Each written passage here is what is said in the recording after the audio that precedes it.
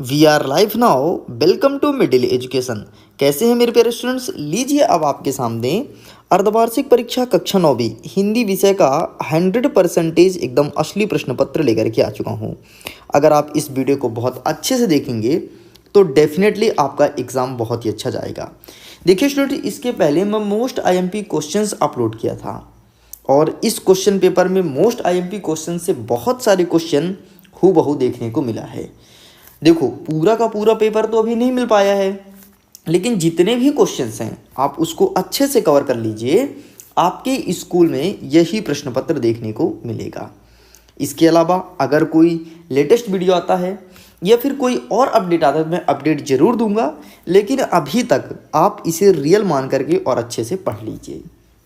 इसके अलावा कहीं मत भटको, कहीं कुछ नहीं मिलना। सभी यूट्यूब चैनल में लगभग इसी प्रकार से क्वेश्चन पेपर प्रोवाइड करा जाता है।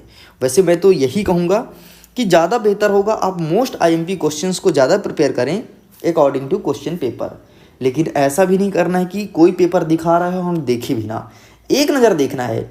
यदि आपको लगता है कि हाँ इस क्वेश्चन पेपर को पढ़ना चाहिए तो पढ़िए, नहीं लगता तो वीडियो को स्किप करके जा सकते हैं। और अगर आप मिडिल एजुकेशन के रेगुलर स्टूडेंट्स हो तो आपको पता है कि मिडिल एजुकेशन फालतू के क्वेश्चन पेपर को क्रिएट नहीं करता, ना तो लेकर के आता है कि यहाँ से स्क्रीनशॉट ले लें, वहाँ से स्क्रीनशॉट लें। ऐसा कुछ नहीं करता। जब उसको लगता है कि हाँ यार इस क्वेश्चन पेपर को कवर करना चाहिए, ये पेपर आ सकता है या फिर यहाँ से क्वेश्चन पूछने की संभावना होती है, उसी वीडियो को मैं लेकर के आता हूँ।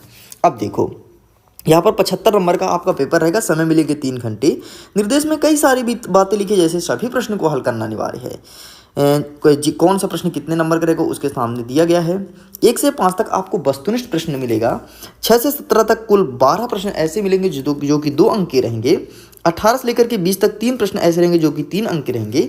21 से लेकर के 23 तक 3 प्रश्न ऐसे रहेंगे जो कि 4 अंक के रहेंगे। और टोटल 6 से लेकर के 23 तक सभी प्रश्न में आंतरिक विकल्प दिए जाएंगे। एक एक चीज़ को आसानी से भाषा में समझेंगे, अभी तुरंत का तुरंत रटेंगे। क्या पता कि कल के स्कूल में 100% आपके स्कूल में यही पेपर आ जाए। और मिडिल एजुकेशन कवर किया मतलब चांसेस बढ़ गए हैं। आगे देखते हैं। प्रश्न क्रमांक 1 कह रहा है सही विकल्प का चयन करके लिखो। अब बहुत सारे स्टूडेंट सोचेंगे अरे सर ऐसा बोल रहे हो मतलब मिडिल एजुकेशन मतलब भगवान।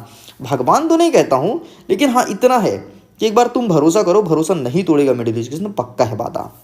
देखो, पहला नंबर कहता है कि हिंदी पद्य साहित्य का तीसरा काल कौन सा है। यहाँ पर है भक्ति काल, रीति काल, वीर गाथा काल, आधुनिक काल। तो इसका सही आंसर आपको लगाना है भक्ति काल। नेक्स्ट सेकंड नंबर कहता है कबीरदास जी की एक रचना है साकेत, कवितावली, कामयानी, बीजक। ये सब अलग अलग कवियों की रचना है, लेकिन यहाँ पर कबीरदास जी का पूछा है तो इनकी प्रसिद्ध रचना बीजक है।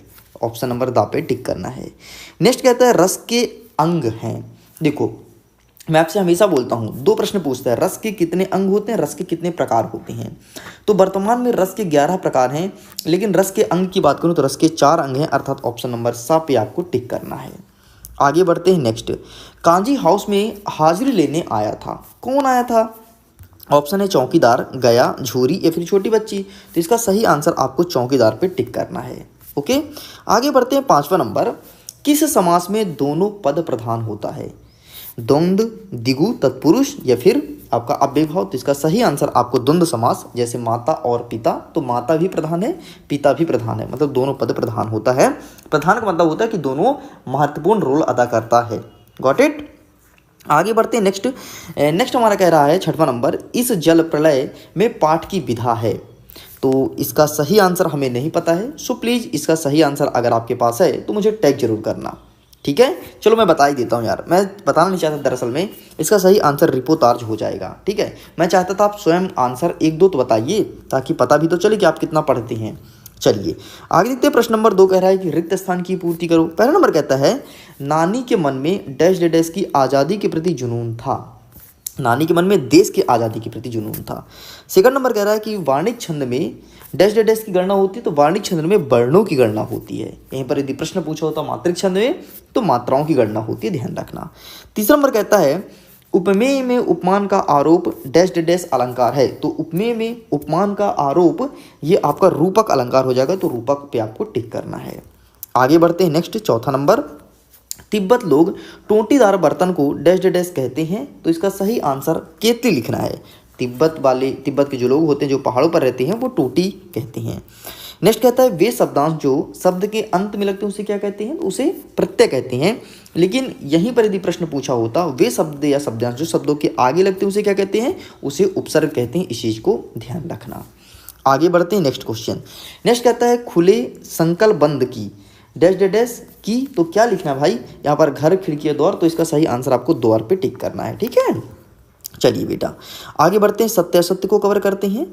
हमारा तीसरा नंबर कहता है कि निम्नलिखित कथनों के समक्ष सत्य और असत्य लिखना है। पहला नंबर कहता है एकांकी में 3 अंक होते हैं। नहीं, एकांकी में तो 1 अंक होते हैं, नाम से स्पष्ट है ना, एकांकी मतलब 1 अंक। ठीक है, अच्छे से पढ़ लेना, नहीं तो घाटा तुमको लग जाएगा, तो फिर मुझे मत बोलना। ठीक है, आगे बढ़ते हैं। नेक्स्ट सेकंड नंबर कह रहा है कि खाना एक क्रिया शब्द है। खाना क्रिया है? नहीं, खाना क्रिया शब्द है। हाँ बिल्कुल खाना क्रिया है, सॉरी खाना क्रिया है, हाँ बिल्कुल श्योर। नेक्स्ट कहता है जावीर हुसैन का जन्म बिहार में हुआ था, ये असत्य हो जाएगा। रामचरितमानस एक खंड काव्य है? नहीं भाई, रामचरितमानस आपका एक महाकाव्य है। नेक्स्ट माखनलाल चतुर्वेदी की रचना साहित्य के देवता हैं, बिल्कुल सत्य हो जाएगा। और राम स्वरूप देकौनी ख्यातों के थे, तो असत्य हो जाएगा। भाई यहाँ पे समझ नहीं आ रहा क्या लिखा है प्रॉपर वे में, जो भी लिखा हो मैंने अपने से कुछ बोल दिया। ठीक है, चलिए आइए फटाफट अब सही जोड़ी को मिलाते हैं। सही जोड़ी में एक साइड लिखा है स्तंभ अ, दूसरा लिखा है स्तंभ बा। ठीक, देखो ग्रामश्री सुमित्रानंदन पंत हो जाएंगे।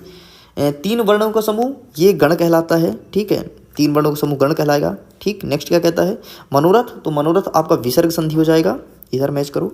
संस्कृति तथा शिक्षा, तो इसका हो जाएगा श्यामा प्रसाद दुबे, ये हो जाएगा। नेक्स्ट शत्रु का विलोम, शत्रु का हो जाएगा मित्र, तो इसको मैच कर लो। और नेक्स्ट क्या कहता है इस जल में प्रलय, तो इसका आंसर नहीं पता, इसलिए स्किप करते हैं। आगे बढ़ते हैं, प्रश्न नंबर 5 क्या कह रहा है, निम्नलिखित प्रश्नों का उत्तर एक शब्द या एक वाक्य में देना है। पहला नंबर कहता है लोकों में प्रचलित उक्तियों क्या कहते हैं, तो लोकोक्तियां कहते हैं। नेक्स्ट लेखिका मृदुला गर्ग के नाना पढ़ाई करने कहाँ गए थे, तो इंग्लैंड गए थे, मतलब लंदन गए थे, तो लंदन लिखो इंग्लैंड लिखो, दोनों सेम बात है। तीसरा नंबर हिंदी का उपन्यास सम्राट किसे कहते हैं, तो बच्चे को पता है कि मुंशी प्रेमचंद्र को हिंदी का उपन्यास सम्राट कहा जाता है। नेक्स्ट चौथा नंबर रसयुक्त वाक्य क्या कहलाता है, तो रसाक्तम वाक्यम काव्यम काव्य कहलाता है। नेक्स्ट 5वां नंबर ज्ञान की तुलना किससे की जाती है, तो ज्ञान की तुलना हाथी से की जाती है। मतलब जिस प्रकार से हाथी विशाल होता है, बड़ा होता है, ठीक उसी प्रकार से व्यक्ति का ज्ञान भी विशाल और बड़ा होता है। चौथा नंबर कहता है साक्ष्य पत्रिका के विशेषांक का क्या नाम है, तो यहाँ पर साहित्य विशेषांक आपको लिखना है। गॉट इट, इस प्रकार से हमारा यहाँ तक कंप्लीट होता है। आगे बढ़ते हैं, प्रश्न क्रमांक 6 कह रहा है कि नई कविता की 2 विशेषताएं बतानी है। अथवा में कहता है कि भक्ति काल के 2 कवि का नाम और उनकी एक रचनाएं बतानी है। ठीक, तो इन सब का आंसर दिखाऊंगा, टेंशन मत लो। 7वां नंबर कह रहा है कि रसखान और सुमित्रानंदन पंत के भाव सौंदर्य की विशेषता बतानी है। 8वां नंबर कह रहा है कि मान सरोवर से कबीर दास का क्या आशय है। अथवा में कहता है कि कवि पंत ने गांव की हरत जनमाना क्यों कहा है, लिखिए। इन सब का आंसर दिखाऊंगा, टेंशन मत लो बेटा। ठीक है, नेक्स्ट 9वां नंबर कहता है कवि माखनलाल चतुर्वेदी ने हथकड़ियों को गहना क्यों कहा है। और मोस्ट आईएमपी क्वेश्चन में मैं बार बोला था पढ़ लेना, एंड देखो इस क्वेश्चन पेपर में भी देखने को मिल रहा है। अथवा में कहता है कवित्री ललद्ध का घर जाने की चाह से क्या तात्पर्य है। 10वां नंबर कहता है कि रस के प्रकार और उसका स्थायी भाव बताना है। अथवा में कहता है कि दोहा छंद को परिभाषित कीजिए। सबसे पहले पेपर देख लो, आंसर दिखा दूंगा, टेंशन मत लो। 11वां नंबर कहता है अनुप्रास अलंकार को परिभाषित कीजिए विथ एग्जाम्पल। बस इतना ही पेपर मिल पाया है प्रश्न क्रमांक 11 के ऊपर वाले तक। जैसे ही आगे का क्वेश्चन पेपर आता है मैं तुरंत यूट्यूब में वीडियो बना करके अपलोड कर दूंगा। इसके अलावा 2 से 3 पेपर और अपलोड किया हूँ, प्लीज़ आप उसको भी पढ़िएगा, एक नज़र तो पढ़ के जाइएगा, डेफिनेटली आपका एग्ज़ाम बहुत अच्छा जाएगा। तो चलिए स्टूडेंट्स, अब हम देख लेते हैं इनका सही आंसर क्या होगा। फिर इसके आगे के क्वेश्चंस जैसे मेरे पास सेंड होते हैं मैं तुरंत आपके सामने प्रेजेंट करूंगा। तो फाइनली ये रहा स्टूडेंट्स आपके सामने क्वेश्चन बैंक। हमारा प्रश्न क्रमांक 6 ये पूछा था ना कि नई कविता की विशेषता, तो देखिए आपके सामने विशेषताएं मेंशन है। ठीक है, कुष्ठा और मृत्युबोध, यहाँ पर कई सारी बातें लिखी गई हैं, तो आपको केवल 2 पे टिक करना है, 2 लिख करके आना है। ठीक है, आगे बढ़ते हैं। इसके अथवा में क्या पूछा था, अथवा में कहता है कि भक्ति काल के 2 कवि का नाम बताना है। तो ये रहा भक्ति काल के 2 कवि और इनकी रचनाएं। तो देखो बेटा, यहाँ पर भक्ति काल के कवि का नाम दिया लेकिन रचना नहीं दिया है, तो प्लीज रचना आप स्वयं फाइंड करके पढ़ लेना, प्लीज कर ही लेना, स्किप मत करना, क्योंकि ये इनकी गलती है। ये क्वेश्चन बैंक वाले को छापना चाहिए, इन्होंने नहीं छाप पाए। ठीक है, कोई बात नहीं। आगे बढ़ते हैं 11वां नंबर, रसखान और सुमित्रानंदन पंत जी के बारे में पूछा है। तो सुमित्रानंदन पंत तो ये रहे, और एक क्या पूछा, रसखान पूछा था ना, याद होगा तो, रसखान, ये रहा रसखान। तो ये रहा रसखान, तो आप इसका स्क्रीनशॉट ले लो। ये रहा सुमित्र नंदन पंत, तो इसका स्क्रीनशॉट लीजिए और ये इसका भी स्क्रीनशॉट ले लीजिए। बस इतना लिख के कंप्लीट करना है, ठीक है। चलिए आगे बढ़ते हैं। 8वां नंबर कहता है मानसरोवर से संबंधित प्रश्न पूछा गया है, तो इसका भी आंसर मैं दिखा देता हूं। ये रहा आपके सामने मानसरोवर। मानसरोवर से क्या से यही पूछा था, ठीक है। चलिए आगे बढ़ते हैं। नेक्स्ट का प्रश्न कहता है, इसके 8वां पूछा था कि कवि पंत ने गांव को हरता जनमाना क्यों कहा है, ये प्रश्न पूछा है। तो ये रहा भाई साहब आपके सामने आंसर, ठीक, ये रहा। तो प्लीज आप इसका भी फोटो खींच सकते हैं। चलिए आगे बढ़ते हैं। नेक्स्ट हमारा 9वां नंबर क्या कहता है, कवि माखनलाल चतुर्वेदी की हथकड़ियों को गहना क्यों कहा है, ये प्रश्न पूछा गया है। तो आइए इसका भी आंसर मैं दिखा देता हूं कि माखनलाल चतुर्वेदी ने हथकड़ी को गहना क्यों कहा है, ये रहा, ठीक। हथकड़ी गहना क्यों कहा, तो यहां से लेकर के यहां तक आंसर आपको लिख के कंप्लीट करना है। आगे बढ़ते हैं। नेक्स्ट कहता है इसके 8वां में कवयित्री ललब्ध के घर जाने की चाय से क्या तात्पर्य है, तो इसका आंसर भी मैं आपको दिखा देता हूं। ये रहा आपका आंसर, ठीक। तो यहां से लेकर के यहां तक आपको लिखना है, ठीक। मतलब देखो बैक टू बैक ये तीनों क्वेश्चन को मैं टिक कराया था ना, ये तीनों क्वेश्चन आपके पेपर में आए हैं। आगे बढ़ते नेक्स्ट किसे कहता है, रस के प्रकार एवं उसका स्थायी भाव बताना है। तो आइए इसका दिखा देते हैं, रस के कितने प्रकार होते हैं, इसका स्थायी भाव वगैरह जो पूछा है पूरा वही दिखाएंगे, ठीक है। तो रस ये रहा आपके सामने, ठीक है, रस के प्रकार और स्थायी भाव। अब देखो ये रस के प्रकार लिखे पूरे और नीचे लिखे स्थायी भाव, तो इसका स्क्रीनशॉट ले लो। आगे बढ़ते हैं। 8वां कहता है कि दोहा छंद का परिभाषा बताना है। दोहा क्या होता है, कैसा होता है, तो ये रहा दोहा। दोहा एक मात्रिक छंद है, इसमें 4 चरण होते हैं, पहले और तीसरे में 13 है, दूसरे और चौथे में 11 मात्राएं होती हैं, और ये लिखना है एक आपको एग्जाम्पल। आगे 11वां नंबर कहता है अनुप्रास अलंकार को परिभाषित कीजिए। तो ये रहा आपके सामने अनुप्रास अलंकार, और इन सभी क्वेश्चंस को मैं टिक कराया था। अगर आप मोस्ट आईएमपी क्वेश्चंस की वीडियो को लगातार देखे होंगे तो डेफिनेटली कल का पेपर बहुत ही अच्छा जाएगा। तो इस प्रकार से स्टूडेंट्स पूरा पेपर कंप्लीट हो गया है। प्रश्न क्रमांक 11 तक का पेपर मिल पाया है। आगे का क्वेश्चन पेपर जैसे ही आता है तो मैं यूट्यूब में वीडियो बना करके अपलोड कर दूंगा। वीडियो पसंद आए तो वीडियो को लाइक कीजिएगा। अगर इसके पीडीएफ को डाउनलोड करना है, जो पेपर आपने देखा है, लिंक डिस्क्रिप्शन बॉक्स में जाकर के पीडीएफ को डाउनलोड कीजिएगा। वीडियो को एंड करता हूं। आपके एग्जाम के लिए ऑल द बेस्ट। जल्द ही मिलते हैं सेकंड पार्ट के साथ। Bye bye.